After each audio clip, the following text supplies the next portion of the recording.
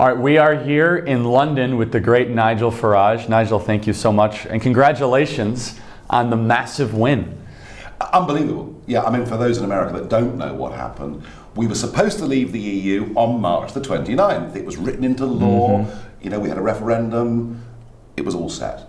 Guess what happened? We didn't leave on March the 29th. The government effectively kicked the can down the road, and that meant we had to contest the 5-yearly European elections. Well, and in America, you are, I have to say, you are a cultural icon, because you give so much confidence, actually, to Trump voters that the polls could be wrong. Yeah. And I'm going to tell you, Nigel, you played a role in getting Donald Trump elected.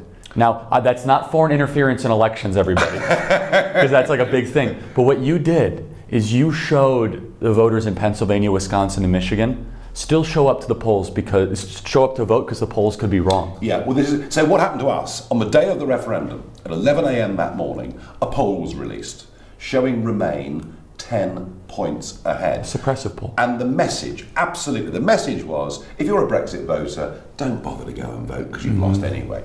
Guess what? That poll was an absolute political stitch-up.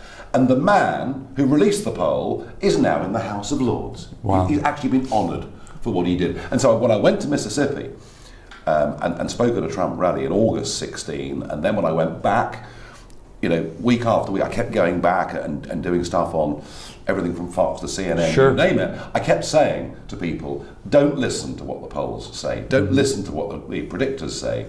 You know, they're using this as part of their political means of stopping you voting. Well, and instead of having the polls actually report reality, they're trying to make the polls create something. Absolutely. They're now used as political devices and weapons. It's dishonest in the most extraordinary way. And remember, on the morning of the 8th of November 16, you know, I think it was a couple of the New York newspapers, based newspapers, said there was a 98.1% probability that Trump would lose. Well, and I remember being in Trump Tower with Donald Trump Jr. looking at the New York Times forecast meter. Yeah. So for those of you that can't see the video that I'm doing, essentially it's this 180-degree meter, and it had 99.9% chance of Hillary Clinton winning. And then it just ticked all the way back throughout the night, of course. But Nigel, I believe that we're going through a time in Western civilization where the elites are making their big power grab. And they're almost annoyed that people like you are giving voice to the middle-class workers again. I think annoyed would be something of an understatement, to be honest with you. But they're terrified too. They're bothered by it. Yeah. Well, they've had it all their own way for a very long time. Yes. You know, they set up an international apparatus post-1945, which actually was with good intention. You know, a world ravaged by war. Sure. Let's have a set of institutions through which we can cooperate and work together. Everything through, you know, the United Nations, World Trade Organization, NATO, the European project, all of these things. And actually, you know, 40, 50 years ago, in a way, you'd have been mad to oppose these organizations. Because what's wrong with us sitting around the table, talking, trading, all of those things? But, as ever, with humankind, behind it there was an ulterior motive. Of course. Yet another attempt to try and create one world government. And I know it sounds conspiratorial to some people, but it isn't. Look at what's happened in Europe. You've now got 28 countries signed up to an organization that is now run by unelected bureaucrats. Yes. And if Hillary had won back in 16, she was utterly committed to America becoming an extension of the European single market. And you look at 3 or 4 instances of this. The Paris Climate Accord was supposed to be an entree to destroy American national sovereignty. The World Trade Organization, TPP, NAFTA, all these were deliberate attempts from an American standpoint to do exactly what the European free trade's fine. Yeah, having a free trade deal where you get rid of tariff and quota is fine. Bilaterally, sure. Absolutely. But when you start to look, as you say, TPP and these kind of arrangements, they're basically political unions. And these I make the argument, we have not had free trade, we have China trade over the last 60 years. We've had trade that heavily favors the Chinese markets, where they still are allowed to be classified as a developing nation, where they can steal intellectual property of the best entrepreneurs of the West. They can lie, cheat, and steal, and we're still supposed to act as if they're... And they can mass produce steel. Well, they dump steel. Mass produce steel and dump it all over the Western world. Yes. And we close our steelworks down as a result. So there are some real problems with China. No doubt. And so as I see what's happening, you know, in the West and what you're leading, Nigel, is so fundamentally important. So the argument that you made is that the elitists will say, well, failure to do this will mean that we'll be more likely to go to war and we'll be more likely to have conflict. And that's such a horrible argument, because I could actually say their current model it's inevitable for a crash course, a collision course, where you have well, if you take away from people their ability to influence their own future. Yes. Because that's what democracy is. Of course. Democracy is about making choices about your future. If that's taken away and transferred up to a supranational level, if you want change and you can't get change through the ballot box, what are you left with? You will have separatists. You're left with direct action, you're left with all sorts of things. Mobs, violence, horrible things. I'm genuinely worried that if you take away people's freedoms, they will fight back. And so what I want to do is I want to fight back, yes, but to beat them at their own game and to beat them democratically. Which is and thank God we still have that opportunity. And you and I had this conversation before, which is far too often conservatives, I'll say conservatives in the States, not the conservatives here, which are practically... Oh, no, we haven't got any. They're practically no, Democrats. No, there are no conservatives. Yeah, okay. Here. The Conservative Party's almost been a bit abolished. And we'll get there in a second. It's a joke here. I mean, I look at these policies, your conservatives are advocating for gender wage pay gap nonsense and Islamophobia, hate speech suppression. I'm just looking at this stuff. I say, okay, we have it a little bit better in the States where we have actual rock-ribbed conservatives in the traditional sense. Yeah. But one thing that Donald Trump really focused on, I think he learned from you, Nigel, I have to say, and I think he got a lot of confidence from you when he saw what Brexit happened. He said, I can win too, is you have to focus on the culture. It's not just the economics. And I'm a supply side guy, I'm a free market guy, I believe all those things. Yeah. But those arguments, they don't have a lot of resonance to people. Well, I'm old enough, of course, to have seen supply-side reform yes. in Reagan's time, in Thatcher's time, and to see, men and women going out, setting up their own businesses, and really succeeding. Huge. I mean, the 80s was a great period of social mobility. As you say, at the moment, that debate isn't really happening. People don't quite get that debate. But this is what's interesting. We have seen Brexit. We've seen Trump. We've seen Italian politics, transform. That's a wonderful thing, right? In the most astonishing way. We now have a whole series of new political movements springing up right across the Western world. And here's the interesting thing. It's all happened at a time of relatively benign economics. Isn't that amazing? So normally you would expect a recession followed by a depression, and that's when you get new political movements. Exactly right. Some might be good, some might be sinister. This has all happened at a time of benign economics, and it is cultural. It is cultural, and in many countries, it's actually the mentality of the capital. So we've got London. Here we are in SW1. This is where mainstream media is. This is where career politics is. Mm-hmm. You drive 50 miles north of here, you find completely different people, completely different attitudes. And I get the feeling in America it's the same with the It's exactly right. And that's what you've got. You've got the dominance yes. of these capitals, more and more power coming into capitals, going away from ordinary people, a widening divide where the rich are getting richer, and those who actually yes. were doing quite well 20 years ago are now struggling. Yes. In this country, their kids can't even afford to buy houses. Well, it's out of control. Immigration in this country too is pricing people out. Well, we have we have a population crisis in Britain, and nobody You're adding dares 300,000 people a year in London, and you already have 10 million, is that right? In London proper. Yeah. And we wonder why the property market's through the roof. We wonder why the traffic on our roads is as intolerable as it is. We wonder why crime is increasing in certain areas. Crime is increasing, but I think there are slightly different reasons for that. Frankly, we've got Sadiq Khan in London, and you a few years ago had Rudy Giuliani in New York, and the contrast between the two is astonishing. So we've got some real problems here, but our biggest problem is that our population is now rising by over 500,000 a year, and we do not have the infrastructure as a nation to cope with it. 80% of that population rise is directly down to an immigration policy that's simply out of control. Well, and I'll say the theme that you highlighted is exactly right, where Middle America, as we call it, or the Heartland, is getting boxed out by Malibu and Manhattan, the coastal elitist urban cities.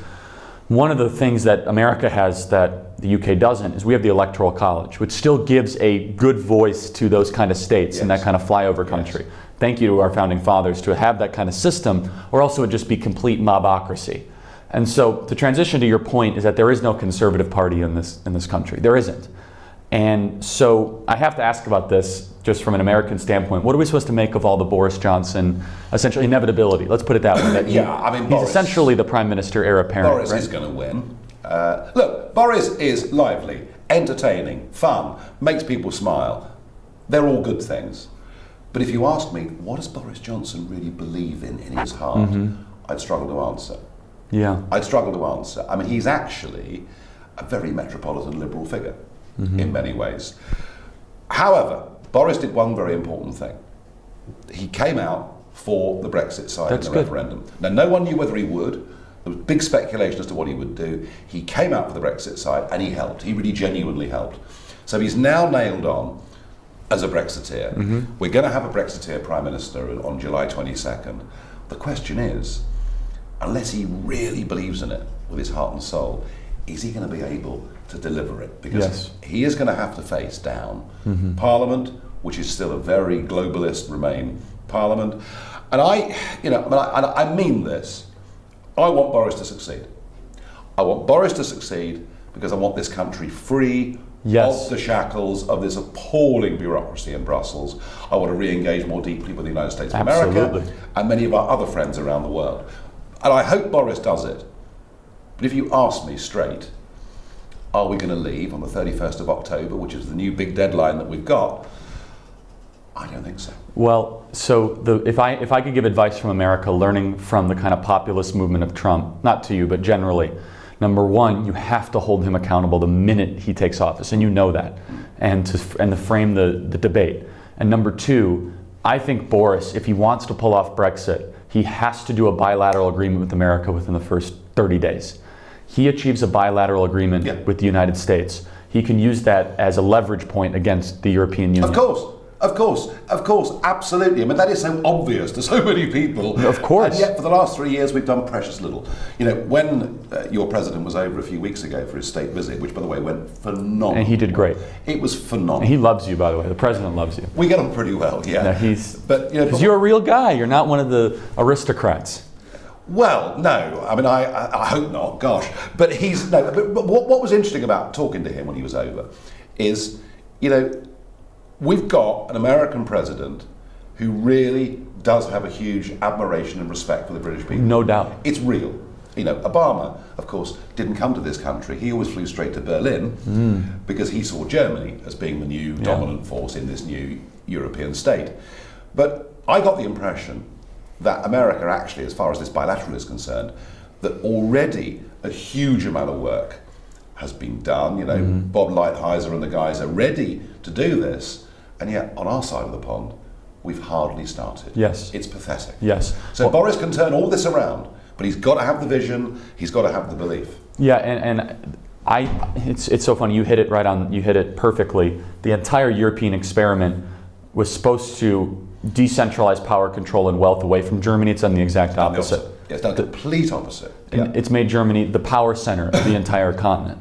Yes, I mean, when the big banking crisis came in 2008, and huge tensions within the Eurozone, because kind of the north and south of Europe being in the same economic and monetary union is pretty much impossible. And that was when Germany came to the fore. And it's interesting, before 2008, nobody ever said to me that it's a German-dominated Europe. Since 2008, no one suggested to me that it's not. Yeah, and that was the moment, in a sense, when Germany took control of the whole thing. So playing out your experiment, you don't think we're going to exit on the 31st? I hope I'm wrong, but I don't believe we will. And that is why what I'm doing with the Brexit Party, which we launched on the 12th of April, so we're still very new, and unbelievably, it's amazing. We'll talk about your success, just for Americans that don't know. So I launched the party on the 12th of April because I'd been involved with the Brexit campaign, I'd led UKIP, I'd forced the referendum on Cameron, I'd helped to win the referendum, and to be frank with you, I thought my job in politics was done. You know, I came into politics, I didn't come into this for a career. I came into this because I wanted to turn this country around. I wanted us to get our independence back, our freedom back, our democracy back. I thought I'd won. But I found I hadn't, so I launched this new party called the Brexit Party. We won the European elections. We got 50% more votes than the nearest party. Do you know, we got double the number of votes in that election of the Conservatives and Labour added together. And so just for the American listeners, it's a very different system. there's the MPs, the members of parliament, which Yes. are they directly report to the specific parts of the 4-member countries of the UK, and they will work on domestic Yes. issues and international, of course. But then there's the MEPs, correct? Members of the European Parliament. And so they meet in Strasbourg. Is that right? Yeah, once a month they meet together in Strasbourg, and this is a parliament for all 28 member states of the European Got it. Union. And what's decided there? Just Oh, virtually everything. well, that's so. Virtually everything. I mean, look, when it comes to everything from environmental policy Yes. through employment protection Seriously. policy, through what fish we can catch, none of it's decided in Westminster. What you're looking at in Is a Westminster... super government. You're Well, I mean, looking at- in Strasbourg. You're Yeah. looking at this beautiful building in Westminster, this wonderful palace of Westminster. It's frankly a museum. Wow. Because the big decisions are all taken in the European institutions, and that is the extent to which we've given away and transferred our sovereignty. That is what I want to get back. So your listeners may pick up on one strange irony, that even though I want to leave the European Union, I'm going back. No, that's what I love about it. Is that I'm going back there. And amazingly, we are now the biggest party from the whole of Europe. My group is the biggest party in the whole of Europe, and we have our grand opening. well, do they have like a do they elect a figurehead for each country in Strasbourg? No, or? they don't. They will elect a chairman of the whole parliament, which is nearly always a German, of course. Go figure. Well, just the way it is. So the 2nd of July is when the grand opening of this new parliament is. So I'm going to walk in there with 20, that's extraordinary. 28 other men and women. Well, and that's fantastic. might, yeah. But I will, I didn't just set the party up to fight the European election. I set this party up not just to get us out of the European Union, but to completely reform British politics. We've got some wonderful history and traditions, but you have to drag things into the 21st century. Yes. I mean, take for example, we've got a House of Lords. Now it's all very grand, and they wear their robes and all the rest of it, but they have never been voted for.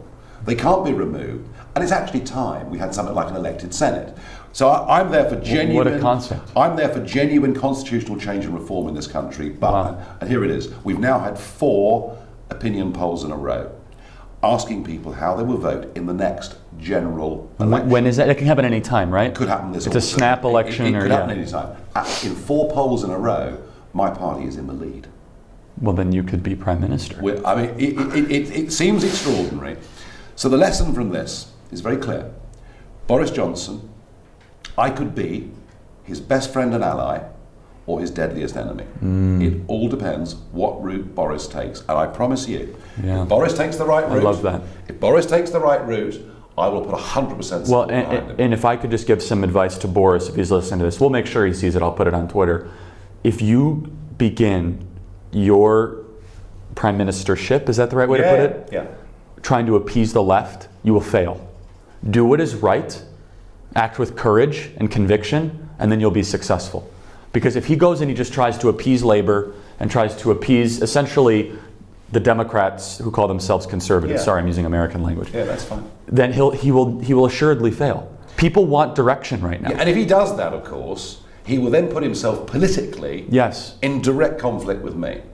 Now, if he wants a fight, I'll give him one. But No, I'm saying, no, if but, he- but I really wouldn't recommend it. But you have the energy right now. You have the spirit. Oh, absolutely. Yeah, and increasingly, people in the country are seeing that the Brexit Party are offering positive solutions. Yes. And that's what they want. We've had enough of all this backbiting, had enough of 3 years of indecision. We want to get on with this, deliver Brexit, Without a doubt. and get on with the rest of our lives. For the skeptics that are listening to this, Brexit should be looked at as this amazing opportunity, not as a burden. You guys will become the financial capital again of the Western Hemisphere minus America, easily. Because if people will know that there are not the EU ties and bureaucracy here, capital will flow here. You have amazing institutions, incredible intellectual capital. If there's a choice between Britain or Berlin, people will choose Britain, because Berlin's still going to have the financial obligation of the other 27 countries. That's so good, I might use it as a slogan. You should. You should. It's good. Alliteration is always very good in politics. Britain or Berlin, people will choose Britain. I like that. No, it's really terrific. So 2 more things I want to talk about. You're being so generous with your time. Thank you. First of which is, we just had a great event with Turning Point UK. And could you talk a minute just about how necessary you think that is important for the country and for the youth movement? I've been to a couple of your events Thank you. in the USA, as you know, and when I was with you in DC in July last year, and I saw the energy and the optimism of those young people in the crowd. And also I realized that what you were doing in Turning Point was giving young people who've been hounded for having their opinions, you gave them a home where they could at least feel a bit safer. And I said to you, we've got a massive gap in this country. We have a thing here called the Young Conservatives. They're a complete waste of time, full of geeks, just pointless. And I said to you, I really think you should come and set up TPUK. And I executed on it. And you've done it. And I Yes. think it's fantastic. Thank you. And I think you're going to grow very, very quickly. And I was very pleased to be there at that dinner last night. And I want to say this, I will help you. Thank you. I'm right behind what you're trying to do. I will help you. Well, and if we look at labor, their feeding ground is immigrants that are being fear-mongered towards and colleges and universities, if we're honest with ourselves.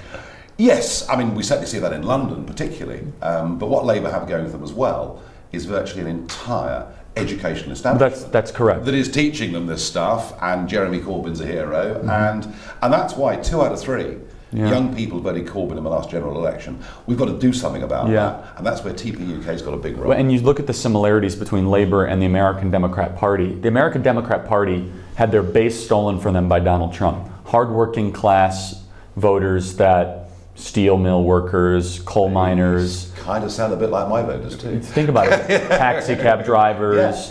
You know, people that hard work, the middle class. The Reagan Democrats, as they call it. Right? And Thatcher was also able to captivate these people as well. And where the Republicans and where the conservatives here in this country will always fail is if they look at things always through a technocratic lens.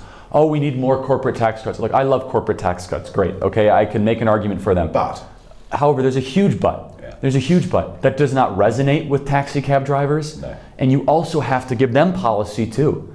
And look, I'm a free trade guy. I believe in all that. But I'm also not a pro-China guy. I mean, what we have done in the West is we just think, well, let's destroy our steel industry because we'll get 20% less on steel. You see, the reason we're not having this debate, and we talked about this earlier about supply side and small Which is fine. size enterprises, is what's happened to our politics in the last few decades is we have now got corporatism. Yes. We don't have capitalism, No. we have corporatism, where a handful of multinational companies control the world and own the political process. Well, and if I were to describe corporatism to the audience to build off of that, both the center right and the center left want about 500 approved companies that all donate to their campaigns, where their spouses sit on the board of directors of, that pay for their vacations, and those are the ones that the policies are written for, those 500 companies. And they'll employ a somewhat substantial level of people collectively. They're still not a majority of the enterprise base of what the country could be. And that's where the disconnect really is. I mean, we're much smaller than America, but we've got 5.4 million people in this country who are running their own businesses, that are entrepreneurs and acting as sole traders, and many of them, of course, in new technology. They're individual people doing computer programming or whatever. They're very much part of the modern economy. And there's literally nobody sitting on the front governmental benches in Westminster that's ever run a business that has any understanding of these people. Sounds and familiar. regulation is crushing these people. Yes. And once we can break away from the European Union, we're then away from the corporates making all of our laws, and we can start to give these people half a chance. So the final thing I'll talk about is this, Nigel, is you've done such a great job. You deserve full credit of preventing Labor from getting more power in this country, because Labor could have captivated and held on hostage some of the supporters that you have. Easily. Yes, I mean, funny enough, the 2015 general election, when I was still leading UKIP, and there was no question that the votes we got, the millions of votes we got, we hurt Labour much more. That's what I'm saying. Absolutely. And so when is the next election? Well, I would say this to you. It's not supposed to be until 2022, but... Geez, that's a full time. But I would put it 50%. It'll come this autumn. Wow. And if Boris is brave, he'll call an election, or he will say, we are leaving on the 31st of October. I will not listen to all the negativity. The House of Commons will refuse. He will then say, well, if you won't support me, let's see if the British people will support me. And if he does it, he'll be a hero. And he doesn't need to win 50+%, correct? No, given the way the system is, anything over 40%, he would get a majority. Wow. He'd get a majority. And actually, do you know something? If he was allied with the Brexit Party, we'd win it by a landslide. And so here's the question I always say is, what would Winston Churchill do in this situation? he would easily call that snap election, absolutely. and he would say, we're leaving. I mean, Churchill got things wrong in his life, as he got things right in his life. And it's worth reflecting on this. After Dunkirk, we've got the British Army back. Sure. We've left behind our tanks. We've left behind our artillery. We are virtually defenceless. Mm-hmm. We have a few aeroplanes, but we're virtually defenceless. And Churchill goes into that cabinet meeting after Dunkirk, and the logical thing to do was to do a deal with Hitler, just as the French had done. And there were many senior figures in British politics, including our Foreign Secretary at the time, who were keen to do a deal with Hitler. And Churchill said at that cabinet meeting, there is no surrender, there is no going back. It's amazing. We will defend this country. And then he said to them, to the cabinet, every one of whom had served in France in the First World War, every one of whom had seen death on a scale that we can't even imagine. And he said to them, we will defend our island even if we all have to die choking in our own blood. And they all sort of looked at Churchill. They were quiet for a second, and then they stood and they cheered. Now, we're not facing life and death here, literally, sure. But what we are facing is whether we are going to reclaim our rightful place in the world. Yes. As a free, independent nation who countries like you respect. Yes. Or whether we're going to give up and frankly become an outer province of this European monstrosity. Yeah. So it's not life and death, but it is about the future of our nation. It's a crucial moment. Absolutely. Well, Nigel, you're a hero. Any way we Americans can help you, I mean, I can't wait to see what happens. And if I were to predict, I'm kind of in the prediction business. I hope I'm wrong. Boris is going to kowtow to the left, because if he is who you say he is, he's a metropolitan liberal, then I know the way these people act. He's going to get invited to the parties, he's getting invited to the media coronations, and he will then try to hedge on Brexit, which will then only further increase your support. He will not call a snap election, and he'll have some sort of abbreviated deal on the 31st, which will further anger the base and anger the people that voted for Brexit, and it won't end well for him. I hope I'm wrong. But this is the way that things always work. And if I look at him, I see a weak-kneed Republican from the States. I know the type of guy. Now, I could be wrong. Again, he seems like a nice enough person. I don't want to insult him and all the. No. Well, I'm going on the data you're giving me. That's it, right? Look, and these people act in patterns. I feel exactly the same way. And because the technocratic advisors are going to say, "Oh, we can come up with some sort of deal," and well, hold on, we've been doing that for 3 years. The only way this ends is your party getting more support and more enthusiasm. So don't stop. I won't. Thank you, Nigel. Appreciate it very much. Thanks.